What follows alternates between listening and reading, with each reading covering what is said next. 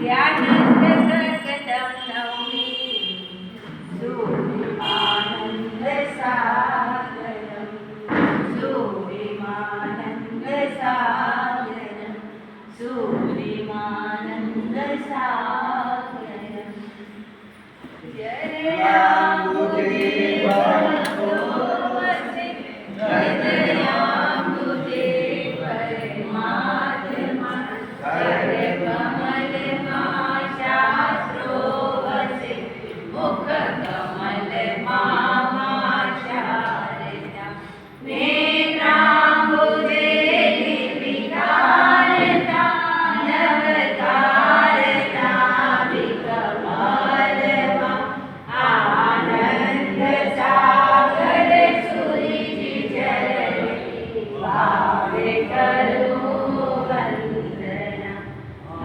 आनन्दसागर सुरिचरणी भावे करो वन्दना जे रात दिन जोया विना दिन राग मोरे सेवका सो विशुद्ध ब्रह्मण तेजति जिन शासने देशोवता कालजलागम तीर्थ स्थापित जल हरे हे गुरुवरा वंदन करो गच्छेत श्री दौलत सागर सूरीश्वरा वंदन करो गच्छेत श्री नरदेव सागर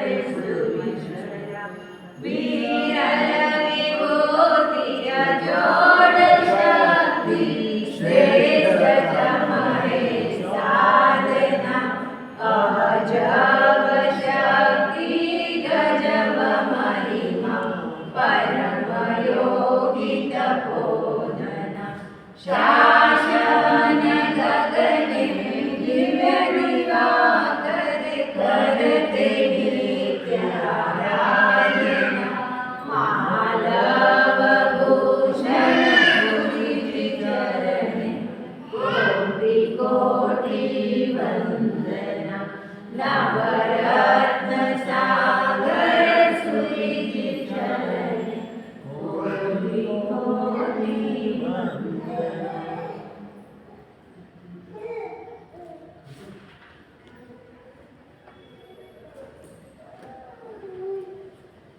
निर्दोषं निर्निदानाढ्यं तन्निर्जरा प्रयोजनं चित्तोत्साहेन सद्बुद्ध्या तपनीयं तपः शिवम्। अनंत उपकारी वितराग परमात्मा की शासन की प्रभावना करते हुए शास्त्रकार महाराजा श्रावक जीवन के 36 कर्तव्य फरमा रहे हैं। 36 कर्तव्य हमने एक एक कर्तव्य देखा। एक एक कर्तव्य देखते देखते हमने 6 आवश्यक के अंदर हमने सामयिक चौसत्व वादना प्रतिक्रमण तक हमने देख लिया। फिर क्या बचा है? सामयिक चौसत्व वादना प्रतिक्रमण और काउसक और कचकांड। काउसक और कचकांड में हम सबको देखना है, लेकिन इससे देखने के पहले हम आज आगे का कर्तव्य ले रहे हैं। उसके बाद आता है दान, शील, तप और भाव। तो अभी क्या करने के दिन आ रहे हैं हमको? काय के दिन आने वाले हैं अभी आगे अपने पास? हाँ, होली जी की आराधना यानी तप। कौन सा दिन आ रहे हैं अपने पास में? तब तो आज हमने अपना कौन सा आवश्यक लिया है कि तप आवश्यक लिया है कि तप करना श्रावक के लिए कितना जरूरी है कि श्रावक को तप किस प्रकार करना। तो यहाँ पर बता रहे हैं कि निर्दोष कैसा करना, तप करना तो कैसा करना, निर्दोष और निदान रहित। यानी आप तप करो तो तप के अंदर आपकी कोई लालसा नहीं होना चाहिए कि मेरे को तप के बाद ये मिले, इस लोक परलोक संबंधी कोई रिद्धि सिद्धि समृद्धि के लिए, या इसी लोक में मैं ये तपस्या करूँ तो इसके प्रभाव से मेरा ये काम हो जाए, ऐसी भावना के साथ हमें तप नहीं करना है। यानी निर्दोष करना है, निदान रहित करना है। उसके बाद निर्जरा के प्रयोजन वाला कैसा करना है कि मेरे तप के द्वारा मेरे कर्मों की क्या हो, निर्जरा हो। कितना ही मैं तप करूं तो तब मैं कितना ही करूं, लेकिन तप के द्वारा मेरे को कोई नई चीज की अब आवश्यकता नहीं है। इतना अनमोला मनुष्य जन्म मुझे मिल गया है, उसके अंदर प्राप्त करने का समय है। तो प्राप्त करने के समय में हमारे मन में एक ही भावना होनी चाहिए कि अब इस सब के द्वारा मेरे कर्मों की निर्जरा और सिर्फ निर्जरा होनी चाहिए, क्योंकि निर्जरा होगी तभी जल्दी से जल्दी आत्मा कहाँ पर जाएगी, मोक्ष में जाएगी। क्योंकि जब तक आपकी आत्मा को कर्मों ने घेर रखा है तब तक आपकी आत्मा कैसे भारी है, और जब तक भारी वस्तु होती है वो ऊपर जाने के लिए तैयार होती नहीं। तो आप कोई भी आराधना क्रिया करो तो उसके अंदर आपके भाव एक ही होने चाहिए कि क्या होना चाहिए, निर्जरा। मेरी एक वस्तु एक भी मैं इज्ञावयन भी करूँ तो इज्ञावयन भी कैसी हो, निर्जरा को देने वाली हो। और चौथे नंबर पे बता रहे हैं कि कैसी होनी चाहिए, चित्त के उत्साहपूर्वक करनी चाहिए। ऐसा नहीं कि भाई आज तो मेरे को आयम नहीं है, आज तो मेरे को उपास है, तो इधर बैठेंगे उधर बैठेंगे। आपका मन उसके अंदर ऐसा होना चाहिए कि खूब अर्थवशायों के साथ हमको तपस्या करनी चाहिए कि आज मेरे को तप करने का इतना बड़ा अवसर मिला है, तो जितनी ज़्यादा हो सके उतनी ज़्यादा मैं आराधना पूरे दिन में कर सकूँ। तो हम क्या करेंगे कि आज का उपास है, क्या करना है, खाना नहीं पीना नहीं, क्या करना है, मस्त आज तो नींद भी अच्छी आ जाएगी। क्या करना है, सिर्फ नींद निकालना। एक ही दिमाग में हमारे चलता रहता है कि भाई तब करने के दिन आएंगे तो क्या कर लेंगे, हम आराम कर लेंगे। लेकिन नहीं, वो कैसा होना चाहिए, उत्साह के साथ होना चाहिए कि ऐसा तब करने का मुझे मौका मिला है। तो यहाँ पर कौन से नंबर का कर्तव्य बता रहे हैं कि तब का एक कर्तव्य 13वां कर्तव्य बता रहे हैं। तब आत्मा का गुण है और तब के द्वारा ही आत्मा करके मोक्ष को प्राप्त करती है। इन सब चीजों के द्वारा क्या होता है कि निर्जरा धीरे धीरे जैसे जैसे हमारी इच्छा का निरोध, यानी तब का मतलब क्या होता है, तब का मतलब भूखे रहना। क्या होता है तब का मतलब, तब करना यानी भूखे रहना। क्या करना, इच्छाओं का निरोध करना। तब तो आपने कर लिया, जैसे आपको बोलेंगे भाई समस्या आ रही है कि पहला दिन आया, आपने समस्या परीक्षा का पहला दिन आया, समस्या आई या नौकर जी की होली शुरू होने वाली है या मासिक समय का धारणा करना है, तो क्या करेंगे, धारण लेते हैं। क्या करेंगे, बस क्या आपने फिक्स है, क्या करना है धारण के अंदर, दाल बाफले और लड्डू वो ऐसे ठूस के खाते हैं जैसे कि वो पढ़े रहेंगे अपने अंदर कितने दिन तक मास पूरा करेंगे। तो मास पूरे नहीं होंगे तब तक लड्डू अंदर रहेंगे। इस हिसाब से पूरी हमारी तैयारी रहती है कि इससे ज़्यादा तो हमको क्या करना है, इच्छाओं का निरोध करने के लिए हम तपस्या करें, खाने के लिए नहीं। किस लिए कर रहे तपस्या, कि इच्छाओं का निरोध। तो इधर तो हम दाल बाफले लड्डू अच्छे बिल्कुल कब तक खाएंगे भाई, जब तक पचकाने का टाइम नहीं हो तब तक खाते हो भाई। क्या करना है, उपास करना है। 9 दिन की होली जी करना, 9 दिन की होली जी में फिर सब रूखा सूखा मिलेगा, जितना हो सके उतना पचकाने के टाइम तक बढ़ते जाओ। ये चीज खानी है, 9 दिन तक ये नहीं मिलेगा वो नहीं मिलेगा, जितनी चीजें याद आती होती है याद कर करके सब हम खा लेते हैं। एक तरह से कह के इच्छा का निरोध करने के लिए तपस्या करनी है, लेकिन हमें तो इच्छा है और बढ़ जाती है कि भाई तपस्या करना है, जो चीज नहीं खाते वो भी मंगवा के खा लेंगे। कोई 9 दिन नहीं मिलने वाली, तो क्या करना है कि इच्छा का निरोध करना है। उसके बाद आपने तपस्या कर लिया, संवत्सरी का उपवास कर लिया, और संवत्सरी के उपवास के दिन क्या करेंगे, अगले दिन क्या आने वाला है, हाँ तो पारना आने वाला। तो क्या करेंगे, पारने के लिए एक दिन पहले से शाम को हमारा लिस्ट बनने लग जाती कि भाई कल क्या क्या खाना है। खून की राख खाना है, खून की राख पीना है, मूंग बनाना है, मोगर बनाना है, मूंग का काली क्या काली मिर्ची का पानी बनाना है, कौन सा दूध बनाना, मसाले वाला दूध बनाना। इतनी सारी चीजें होने के बाद भी अगर एक चीज कोई रह गई तो क्या होगा कि ये तो आपने बनाई नहीं, तो आपने खाने के लिए तब किया कि अपनी आत्मा के लिए तब किया, किस लिए तब किया, आत्मा के लिए क्या। लेकिन नहीं, हमको तो सब चीज होनी चाहिए, सुबह एक एक चीज। और भी वो पालना भी कैसे करेंगे, बिल्कुल भरपेट। यहाँ पर बता रहे हैं कि एक दिन पहले भी खाना, उपवास के पहले भी खाना कैसा खाना चाहिए, एकदम हल्का भोजन करना चाहिए। पालने के अंदर भी सिर्फ दूध वगैरह और लिक्विड थोड़ा सा लेकर के 2 दिन तक अपने शरीर को वापस व्यवस्थित करने के बाद तीसरे दिन से फिर आपको खाने का व्यवस्थित चालू करना चाहिए, क्योंकि उपवास के अंदर अपने शरीर के अंदर सब एकदम व्यवस्थित हो जाता है। कहते हैं कि अगर उपवास करते हैं अपन, तो उपवास करने से क्या होता है कि हृदय की जो है ना, हृदय के ऊपर जो रक्तचाप रहता है कि नहीं, जो बढ़ जाता है ना, वो भी उपवास करने से क्या हो जाता है,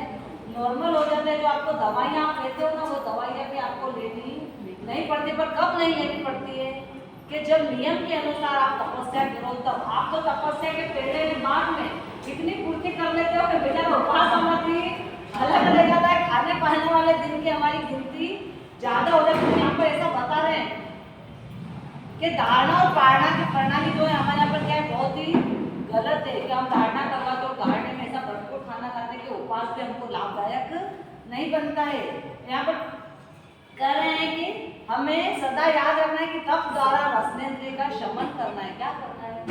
तप के द्वारा हमको क्या करना है? ये जो रसनेंद्रिय का जो है ना, हमको शौक पड़ा हुआ है कि ये खाना वो खाना, इच्छाओं का निरोध है। जिस चीज को खाने की इच्छा ज्यादा होती है उस चीज का हमको विरोध करने का, उसको रोकने का भी इस तत्व द्वारा क्या होता है कि आप बड़ी बड़ी तपस्या कर ली पर्युषण के अंदर, आपका संत के सामने बहुमान हुआ, आपके कई बार अच्छाई का तपस्या है, 5 सालों की तपस्या की, और तपस्या करने के बाद थोड़े दिन हुए, 2-4 दिन गए कि नहीं गए, और आपका वही सब खाना पीना वापस चालू हो जाता है। लेकिन नहीं, तपस्या के द्वारा आपको एक अपने आप में कंट्रोल लाना है कि जिन जिन चीजों को मुझे बताया गया है, ज्ञानियों ने कहा है कि ये खाने जैसी चीज नहीं है, खाने के अंदर हमारे जीवन में विवेक आ जाना चाहिए। तपस्या के बाद तपस्या नहीं करते हैं तब तक, तपस्या के अंदर विवेक कब आएगा? जब आप समझ के तपस्या करोगे तब। अगर आप सिर्फ गिनती के लिए, नाम के लिए तप करते हो तो आपको कोई लेना देना नहीं है। लेकिन जब आप आत्मा के लिए तप करोगे तो आपको अपने आप समझ में आएगा कि क्या खाना क्या नहीं खाना। जो चीजें अभक्ष है, जो चीजें नहीं खाना चाहिए, होटल का खाना हमको नहीं खाना चाहिए। आप इतनी बड़ी तपस्या करने के बाद कोई लाठी के ऊपर जाकर खड़े रहो और पानी पत्ता से और कुछ भी आलू वगैरह जो चीजें मिलती है वो चीज अगर आप खाओ तो दूसरे लोगों को क्या मिल जाता है? मौका मिल जाता है बोलने के लिए कि देखो भाई इनका तो तपस्या के का बहुमान किया था। कहाँ पे बहुमान किया था?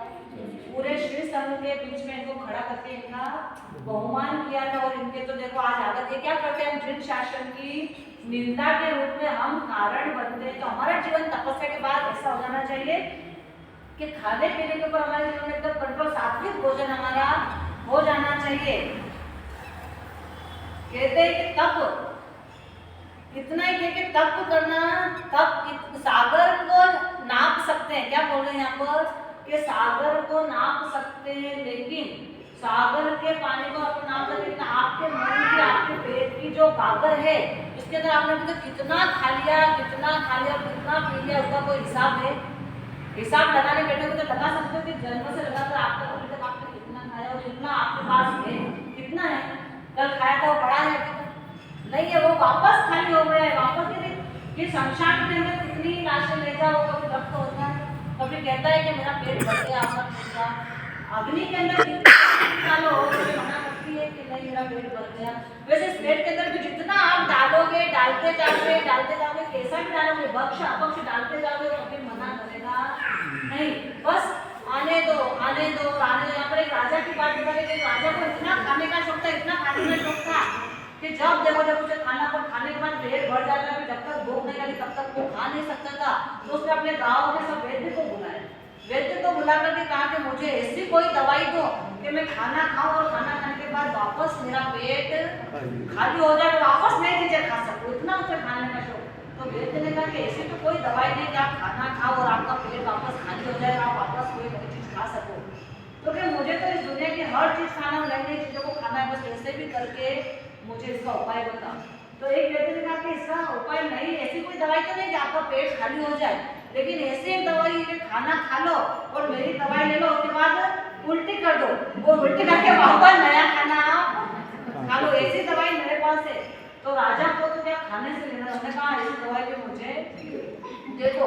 इधर राजा जो करता, जो आखंड है, खाता भी कितना कि यहाँ तक आ जाए तब तक खाता रहता, और खाने के बाद खाना खाया वो दवाई ले लेता, वो दवाई लेने के बाद वापस उल्टी करता, फिर नया खाना। ऐसे करते करते उसको क्या हुआ, इस तरह की प्रक्रिया करते करते 30 वर्ष की उम्र में उसकी जीवन लीला समाप्त हो गई। क्यों? क्योंकि आपके शरीर के अंदर भी इतनी शक्ति नहीं है, इतनी शक्ति है कि तब भी करते जाओ और खाते भी जाओ, लेकिन सिर्फ खाते जाओ तो वो पता नहीं शक्ति तब के अंदर, आपके शरीर के अंदर नहीं है। तो कह रहे कि 30 वर्ष की उम्र में वो राजा आपको अपने जीवन से हाथ धोना पड़ा है। खाने की लालसा कितनी है, क्या पेट भरा है, इतना खाया तो भी क्या खाली होता है, वापस खा लेते हैं। कितना बता रहे हैं यहाँ पर कि 1 लाख योजन के मेरू पर्वत को ढका जा सकता है, इतना तो आपने खा लिया। कितना खा लिया? 1 लाख योजन का मेरू पर्वत है, उस मेरू पर्वत को खाने से पूरा ढक दो। इतना खाना आपने अभी तक खा लिया है और माता का दूध भी इतना पिया है कि जितनी नदियां हैं दुनिया में उन सब नदियों का पानी एक तरफ, और आपने इतनी बार जल पीकर माता का दूध पिया, लेकिन आपका पेट भरा अभी तक। आज खाया और वापस सुबह खाया और शाम को वापस हम खाने के लिए भैया बोले थे यहाँ पर कह रहे हैं कि हमारी आत्मा के साथ खाने के साथ साथ हमको तपस्या के ऊपर भी ध्यान देना चाहिए। सिर्फ एक ही हमारे लिए कि बस खाना खाना, साथ में क्या होना चाहिए हमारे जीवन में, तपस्या होनी चाहिए। फिर खाने का मतलब कितना है कि एक बार एक सज्जन आए और उन्होंने तीर्थ यात्रा के उपलक्ष्य में अपने गांव के अंदर सबका भोजन रखा। सब लोग भोजन करने के लिए आए, सबने भोजन किया। भोजन के अंदर लास्ट में वो जो घर के संपत्ति थे वो सबको मनवा करने के लिए निकले, सबको परोस करने के लिए निकले, पूरी का दाना लेकर के निकले। अब सबको मनवा कर रहे आए भोतू राम जी के पास में। भोतू राम जी बेटे ने भोतू राम जी को बहुत फोर्स करा कि एक पूरी तो ले लो, तो भी नहीं, मेरा पेट तो इतना भर गया है कि अब एक इलायची का दाना आए इतनी भी जगह मेरे पेट में नहीं है। तो आसपास वाले जो बैठ गए उन्होंने कहा कि हाँ भैया इनको परोसो मत, हमने देखा है तो बहुत सारा खा लिया है, अब आप परोसोगे ना तो इनको उल्टी हो जाएगी, इसलिए आप इनको कुछ भी खाना परोसो मत, जबरदस्ती मत करो। ठीक है, वो बढ़िया आगे निकल गए। अब वो भैया आगे निकल गए, सेठ जी तो निकल गए, सेठानी का नंबर आया। सेठानी ने कहा कि मैं भी तो परोसदारी करूँ, हमारे घर की रसोई है। तो सेठानी जी रसगुल्ले का दामा लेके परोसदारी करने के लिए निकले। और जैसे वो भोतू राम जी के पास में आए और भोतू राम जी ने फटाफट एक रसगुल्ला रखवा लिया और सेठानी का रसगुल्ला करके आगे चले गए। लेकिन आसपास वाले देख रहे हैं कि अभी तो एक इलायची के दाने की भी जगह नहीं थी। इन्होंने क्या कर लिया, पूछ लिया कि भैया आपने अभी तो कहा कि मैंने इतना खा लिया है कि इलायची का दाना भी नहीं आएगा और आपने रसगुल्ला रखोगे, रसगुल्ला डालोगे कहाँ पे? तो कह रहे तुमको पता नहीं है कि गाड़ी अगर पूरी भर जाती है तो भी किसकी जगह, गाड़ी अगर पूरी भरी हुई हो तो भी किसकी जगह खाली रहती है? कंडक्टर। ड्राइवर तो अपने में बैठे थे, कंडक्टर क्या करता है, कितनी गाड़ी भरी हो कैसे घुस जाता है अंदर। वैसे ये रसगुल्ला भी क्या करेगा, इलायची के दाने की जगह नहीं है, लेकिन रसगुल्ला अपनी जगह अपने आप बना देगा। मतलब खाने की लालसा कितनी कि पेट फुल हो गया है, हमारा बिल्कुल जगह नहीं है। भले उसके बाद हमको अपचन हो जाए, अजीर्ण हो जाए, कितने हमको लोट लगानी पड़े, पर खाना मतलब खाना कैसे होता है हमारे वर्षिता के गिलास में वर्षिता के गिलास में कैसे करते हो कि बिल्कुल अरे यार ये चीज वापस परसों खाने को मिलेगी, चलो थोड़ी सी तो खा लेते, फिर पहले जीव दौरा हो जाए। तो अब तो क्या आपको प्रैक्टिस हो गया, 6 महीना हो गए, आपको प्रैक्टिस हो गई है, अपने आप साथ में लोट लगानी पड़ेगी, इसलिए खाना नहीं। तो यहाँ पर बता रहे कि अगर आपको तप करना है तो किसके जैसा तप करना है, मुझे धन्ना अड़गार जैसा तप करना है। कि धन्ना अड़गार कौन थे? धन्ना अड़गार तो के काकन जी के श्रेष्ठ पुत्र थे ये धन्ना, और इनकी माता का नाम था भद्रा माता, और 32 इनकी पत्नियां थी, 101 रूपा से 32 पत्नियों के, और कितने इनको 32 करोड़ स्वर्ण मुद्राओं के मालिक थे धन्ना। इतना इनको ऐश्वर्य था, इतना ऐश्वर्य था कि दुख का तो कोई नाम नहीं था। कभी उन्होंने पूरे संसार में क्या होता है क्या तो कुछ देखा ही नहीं था, क्योंकि इतनी धन संपदा, इतना वैभव था कि किसी चीज से उनको कुछ लेना देना था नहीं। इसलिए उनका ऐसा जीवन था कि सुखों में, बिल्कुल भोग सुखों में ही वो डूबे हुए थे। एक दिन क्या हुआ कि उनके नगर में महावीर स्वामी भगवान पधारे, और महावीर स्वामी भगवान पधारे तो देशना समूह शरण की रचना में वो देशना सुनने के लिए सब लोग जा रहे हैं। वो अपने झरोखे में बैठ करके देख रहे हैं कि सब लोग कहाँ पर जा रहे हैं। तो उन्होंने अपने सेवक से बुलाकर पूछा कि ये सब लोग किधर जा रहे हैं, तो कि परमात्मा महावीर पधारे हैं, उनकी देशना चल रही है, तो देशना सुनने के लिए सब लोग वहाँ पर जा रहे हैं। तो उन्होंने कहा कि चलो मेरे को भी कहाँ जाना है, परमात्मा की देशना सुनने के लिए जाना है, तो माता जी को समाचार कर दो कि मैं देशना सुनने के लिए जा रहा हूँ, आपको भी साथ में आना है तो चलो। तो सेवक ने कहा कि माता जी तो पहले ही देशना सुनने के लिए चले गए। तो धन्ना जी को एकदम झटका लगा कि अरे माता जी देशना सुनने के लिए गए तो मेरे को साथ में लेकर के नहीं गए, हम क्या करते, हम भी कैसे आते, इसको किसको साथ में लेके आते, अकेले आते। क्यों अकेले आते? क्योंकि वो साथ में आता नहीं, उनके भरोसे बैठे तो माता हम भी घर ही ले जाए, इसलिए हम भी अकेले ही आते हैं। तो ऐसे माता जी भी उनके, क्योंकि उनके पुत्र भक्तों में डूबे हुए थे, उनको नहीं था कि भाई आएंगे कि नहीं आएंगे, इसलिए वो अकेले चले गए। लेकिन जब देखना उन्होंने सुना तो उनका कोई बात नहीं, माता जी चले गए तो मैं भी देखना जाता हूँ, ये भी देशना सुनने के लिए गए। यहाँ पर एक दृष्टांत दे रहे हैं कि जब सर्प और नेवले की लड़ाई होती है तो सर्प क्या करता है कि नेवले के ऊपर डंक मारता है, और उन दोनों की लड़ाई के अंदर अगर नेवला जीत गया, उसने सर्प को हरा दिया, तो नेवला कहाँ जाता है कि जो एक नागवेल नामक वनस्पति होती है उसको सूंघने के लिए जाता है जंगल में, कि उसको सूंघने के लिए, उसको सूंघने के बाद उसका जो जहर रहता है, सांप का जितना भी दसा हुआ वो जहर क्या होता है, खत्म हो जाता है। लेकिन लड़ता कौन है? वो अकेला लड़ता है सांप के साथ में। लेकिन जब वो सूंघने के लिए जाता है तो क्या करता है? पूरे परिवार को साथ में लेके जाता है, अकेला नहीं जाता। क्यों अकेला नहीं जाता है? क्या कारण? अकेला नहीं जाने का कारण क्या? लड़ाई तो उसने अकेले नहीं की, डंक तो उसके ऊपर ही लगे, पर अकेला क्यों जाता है? अकेला क्यों नहीं जाता? सबको लेके क्यों जाता है? सबको साथ में ले जाने के पीछे कारण रहता है कि मुझे तो पता है कि नालवेल की वनस्पति है, इसको सूंघने से जहर उतर जाता है, लेकिन तुम सब भी क्या करो?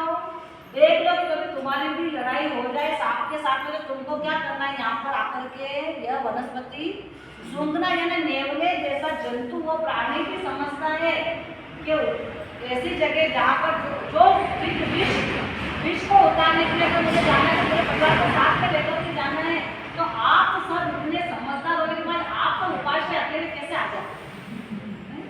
वो नेवला तो कैसा है? जानवर है, प्राणी, तो भी उसके अंदर समझ है कि से इन सबका विष उतर जाएगा।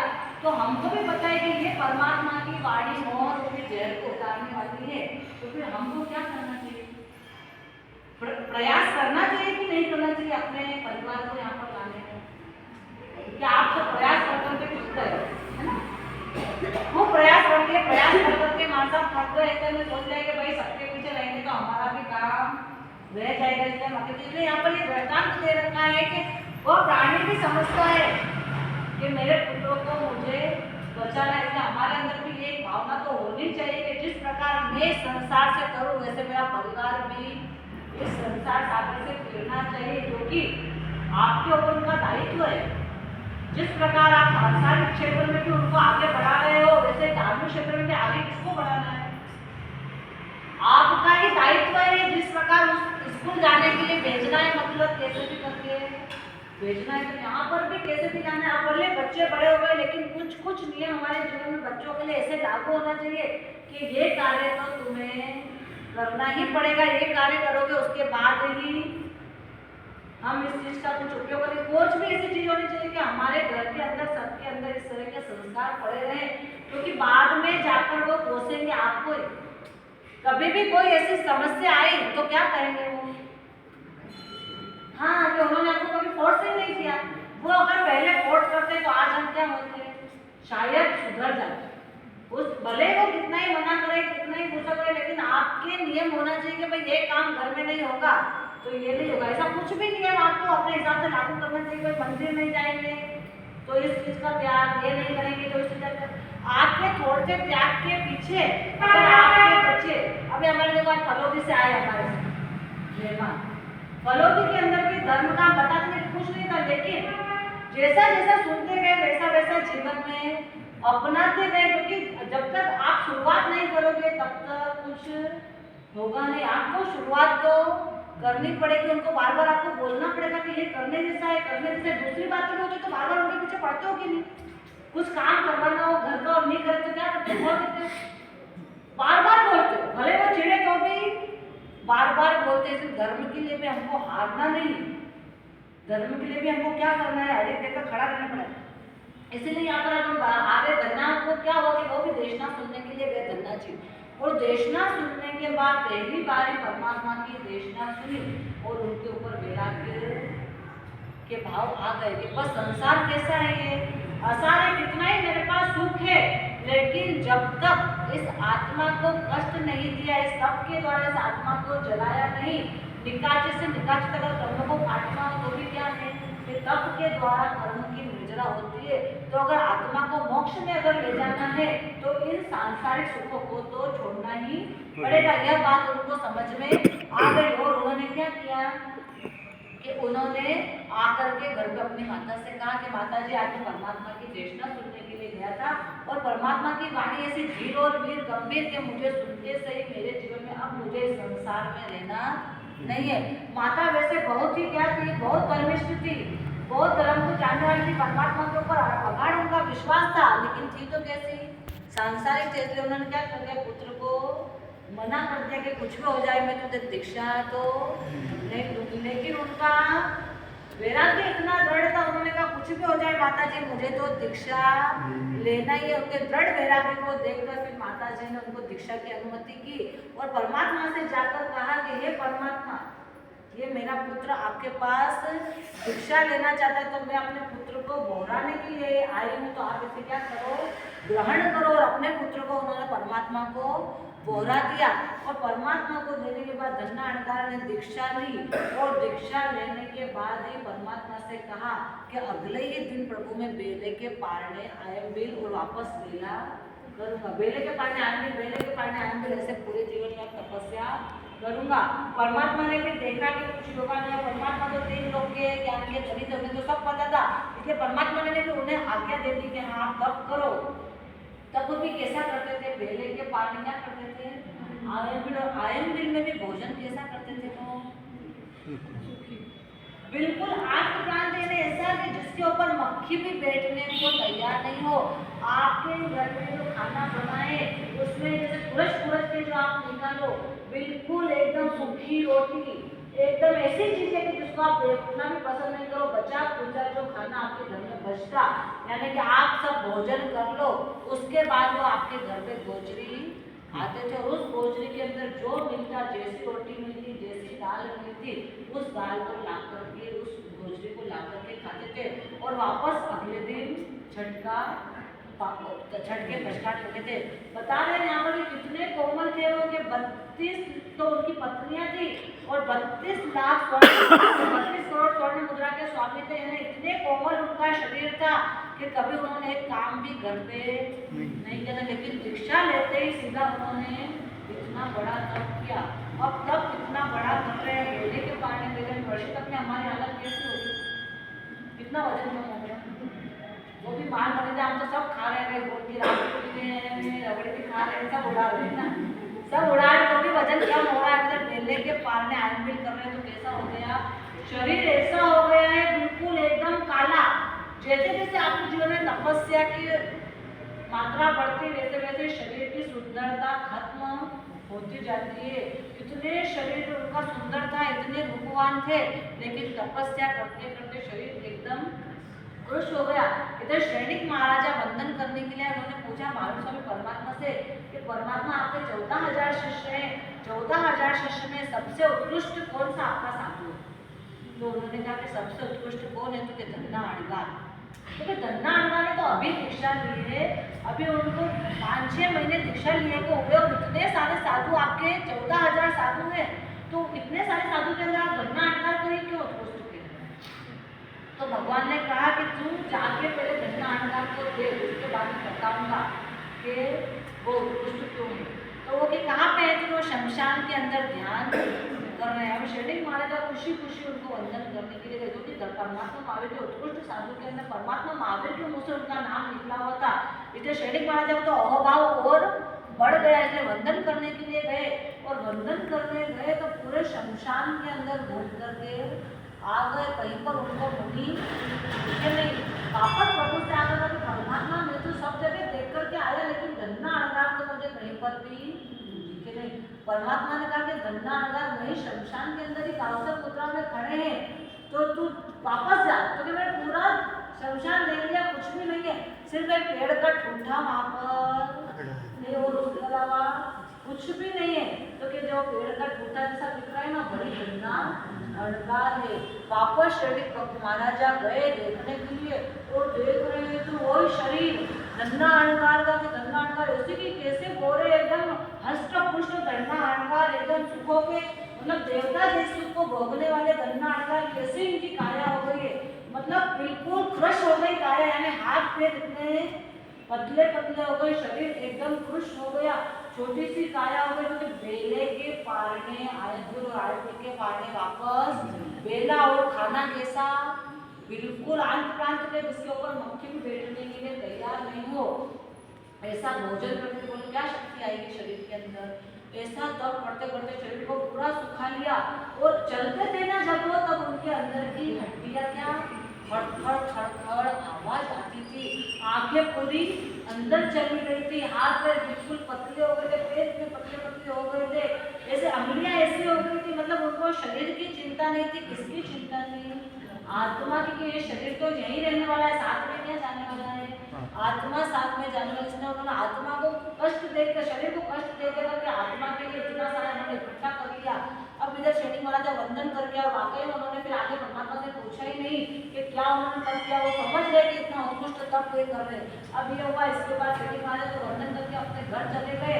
धन्ना अड़का वापस परमात्मा के पास में आए और परमात्मा से कहा कि हे प्रभु, 9 महीने उनको दीक्षा लिए को हो गए थे। उन्होंने कहा कि परमात्मा अब इस शरीर के अंदर इतनी शक्ति नहीं है, तपस्या कर सकूं, अब मेरे से तपस्या करने की मेरे अंदर शक्ति नहीं है, इसलिए मुझे क्या करना है? अनशन करना है। बस अनशन करके अब मुझे सिद्धि पद को प्राप्त करना है, तो आप मुझे अनशन की आज्ञा दो। परमात्मा ने देख लिया था कि अब शरीर के अंदर कुछ भी कस बचा, क्योंकि मांस रीढ़ वगैरह सब कुछ खत्म हो गया था, कुछ भी शरीर के अंदर बचा गया। परमात्मा ने उनको अनशन की आज्ञा दी और अनशन करके उसी भाव के अंदर कहाँ चले गए? मोक्ष में चले गए। 9 महीने के दीक्षा पर्याय के अंदर उन्होंने सभी कर्मों को जला करके खत्म कर दिया, यानी दीक्षा यानी नया जन्म लिया।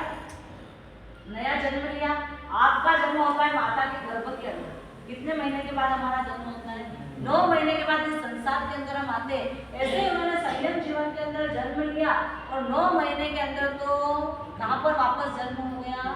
सिद्ध शिला के ऊपर, सीधे मोक्ष नगरी में चले गए। यानी यहाँ पर बताने का तात्पर्य ये है कि कब करना तो किस प्रकार करना, आसक्ति के साथ में नहीं, अनासक्ति के साथ। जहाँ पर 5 द्रव्य से काम मंगा और 25 द्रव्य लगाने की क्या जरूरत है? क्या आज तो उनको भाई क्या बोलते हैं क्या, आज हमारा एकादशी, आज हमारे एकादशी कितनी चीज, आज तो मेरे को एकादशी है तो भाई ये भी खाना है, वो भी खाना है, ये भी बना देना, वो भी बना देना, कल वापस खाना ही नहीं है। किस लिए तपस्या करते हैं? इस जीव के ऊपर कंट्रोल लाने के लिए तपस्या करते हैं। और दूसरी तरफ तो एकादशी है तो भाई गोंद की राख भी उसके अंदर हमको चाहिए, कि उकाड़ी भी चाहिए, कि गन्ने का दूध भी चाहिएगा, हलवा भी चाहिएगा, ये भी चाहिएगा। इतनी सारी चीजें अगर आप खाओगे तो फिर आपका एकादशी में क्या कहना है? एकादशी में जहाँ 2 द्रव्य से 5 द्रव्य से काम हो रहा है, हमको क्या करना है? जो खाने की जो हमारी आसक्ति है, उस आसक्ति को खत्म करने के लिए क्या करना है? तो यहाँ पर बता रहे हैं कि उपवास यानी क्या है? उपवास यानी अपनी आत्मा के पास में रहना। और उसके बाद आयनबिल यानी किसका घर काम लिया है? आयनबिल करना यानी मित्र का घर। और रोज जो खाना खाते हो वो किसका घर? शैतान का, शत्रु का घर। आप रोज खाते हो, रोज खाते हो, रोज खाते खाते आपको कुछ मिलने वाला है? नहीं मिलने वाला। तप के द्वारा ही कर्म की निर्जरा होगी। तो अब क्या आ रहा है अपने यहाँ पे? नवपद होने का तप आ रहा है, उसके पहले और क्या आ रहा है? क्या आ रहा है? कितने लोगों ने पाया डाल रखा है यहाँ पर? 1 2 और कितने में डालने वाले कौन है? बस इतने में डाल देना और कितना कर दिया और निकल गए अपने वर्षिता वाले। इधर से कितने लोगों ने आइडिया उनको डालना है, वो आए नहीं। पाया डालने की तारीख देखो 28 तारीख से यहाँ पर अपने यहाँ पर पाया की शुरुआत हो रही है। आप सबको अपने घर पे भी प्रेरणा कर सकते हो कि एक बार हमने पाया अगर जीवन में डाल लिया, पाया डालने के बाद हमको किसकी छाप लग जाती है? क्योंकि भव्यत्व की छाप लग जाती है कि आप मोक्ष में जाने की वाले। पाया वही व्यक्ति डाल सकता है जो मोक्ष में जाने वाला हो। अगर आपको अपनी पहचान करना हो कि मैं मोक्ष में जाने वाला हूँ तो क्या करना है? 20 दिन का पाया आपको अपने जीवन में डालना है। एकदम करते करते अपने को सुनने में सकते कि एक आयमिल के ऊपर उपाल के ऊपर वापस मारने में क्या करना है? आयमिल करना है तो हमको क्या डर लगता है कि कैसे करेंगे, लेकिन हम उद्यान में करने जाते हैं कि नहीं जाते? उद्यान में मन को पक्का करते तभी उद्यान होता है। उद्यान 45 दिन का होता है, हमको पाया डालना है। पाया डालने के लिए थोड़ा मन को हमको मक्कम तो करना पड़ेगा, लेकिन एक बार आपने पाया डाल दिया 20 दिन का तो हर नौबत होने के अंदर आपकी होली धीरे धीरे धीरे क्या होगी? बढ़ती जाएगी। जैसे आप हमको पारना करवा रहे हो वैसे भी कभी हम भी यहाँ पे आएंगे तो आपको पारना करवाएंगे कि माता हमको बड़ी होली चल रही, लंबी होली का पारना है। तो पाया डालोगे तो पाया आगे बढ़ेगा, पाया डालोगे ही नहीं तो आगे कैसे बढ़ोगे। तो आज 28 तारीख से अपने यहाँ पर पाए की शुरुआत होने वाली है। मैसेज अपन डाल देंगे क्योंकि अब सब काम किससे होता है, मैसेज से होता है। मोबाइल को मतलब भोपाल शहर में तो सबको बुलाना बहुत मुश्किल काम हो गया, लेकिन मोबाइल सबके हाथ में रहते हैं तो हमको लोगों को मैसेज डालने पर 28 तारीख से पाए की आराधना शुरू हो रही है। जिस किसी को भी करने की भावना हो तो वो पाए में आगे बढ़े। और यहाँ पर बता रहे क्या बता रहे हैं कि तप के द्वारा क्या होता है, क्योंकि तप के द्वारा आत्मा के अंदर जो विषय कषाय का कचरा है वो क्या होता है, दूर होता है। सब विषय कषाय रूपी कचरा सब आत्मा में से निकल जाता है। लेकिन तब क्या करता है कि तब काया को तपाता है, लेकिन काया को तपाने के साथ साथ हमारा मगज नहीं तपना चाहिए। क्या नहीं तपना चाहिए, काया के साथ साथ हमारा दिमाग गलत से नहीं जाए। तपस्या करते तो क्या करते, सबसे ज्यादा हम लोग क्या होता है तप के अंदर खाली तो रहता है पेट और फिर क्या हो जाता है गलत। इधर तो हम तपस्या करते हैं और इधर हम क्रोध करते हैं, तो वह तपस्या हमारी कोई काम लगती नहीं। तो तपस्या के साथ साथ काया को तपाना है, लेकिन दिमाग को कैसा रखना है, ठंडा रखना है। तपस्या करके अगर आपने क्रोध किया तो हमने सुन रखा है कि कितने बड़े तपस्वी थे, कौन, चंद्रकौशिक नाग। चंद्रकौशिक जो नाग और पूर्व में क्या थे, बहुत ही बड़े तपस्वी थे।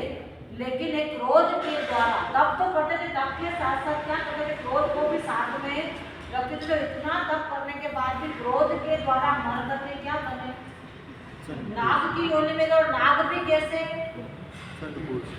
दृष्टि विश्व, यानी किसी के ऊपर सिर्फ उनकी दृष्टि वो डाल दे तो वो व्यक्ति खत्म हो जाता, भस्मीभूत हो जाता। यानी तप भी करना तो किसके साथ में, क्षमा के साथ में करना, क्योंकि तप आपकी आत्मा को शीतलता देने के लिए हमको पता है। किसने पता है कि आत्मा की शीतलता, जितना जितना तप हमारा बढ़ता है उतनी उतनी हमारी शीतलता बढ़ते जाए। तो तप करते वक्त हमको दो चीजों का ध्यान रखना है। ये तो काया को तपाना है, तप के अंदर प्रमाद का हमको क्या करना है, त्याग करना है। तप के अंदर जितना ज्यादा हो सके उतनी आराधना करनी है और क्रोध को जितना हो सके उतना तप करो। जरूरत नहीं है कि तप करने की शक्ति नहीं, आप खींचे जा रहे हो, इधर आप तप खींचते हो फिर क्रोध भी आपका दिन पे दिन बढ़ता जाता है। जितनी शक्ति उतना करो, जरूरी नहीं है कि जरूरत से ज्यादा आप करो, लेकिन तप के साथ में क्रोध नहीं होना चाहिए। इसलिए आज हमें तप इसीलिए रखना है कि तप के द्वारा जिस किसी को होली भी बढ़ाना हो, कौन सी वर्तमान तक की होली जिन्होंने पाए डाल रखे हैं उन सबको होली बढ़ाने के भी दिन आते हैं। तो जिस किसी को भी होली में भी आगे बढ़ना हो तो होली जिसकी छोटी छोटी है उनकी दो होली भी, क्योंकि अपने यहाँ पे आयंबिक खाता चालू है, इसलिए आप अपनी चौमासे के दिनों में क्या तप के लिए मौसम कैसा होता है, अनुकूल होता है। तो उसको भी जिस तप के द्वारा जितना ज्यादा आगे जुड़ना है इतना जुड़ने का प्रयास करना। जिन्हें आपने कुछ कहा हो तो निशानी जितना जो भी आएगा वो आगे बढ़ना। जिसको पाया बड़ा लो नाम लिखा दो। हाँ, नाम लिखा दो। पाया दो दो ओलियां पढ़ सकते, छोटी छोटी ओलियां जिनकी है उनकी।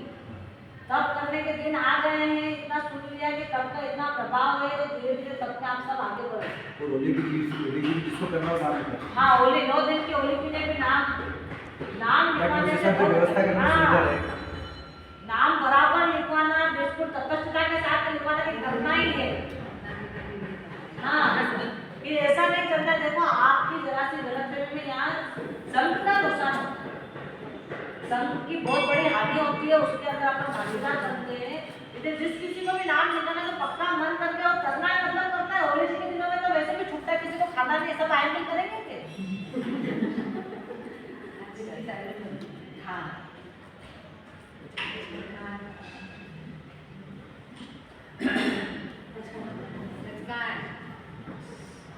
उपवास सूर्योदय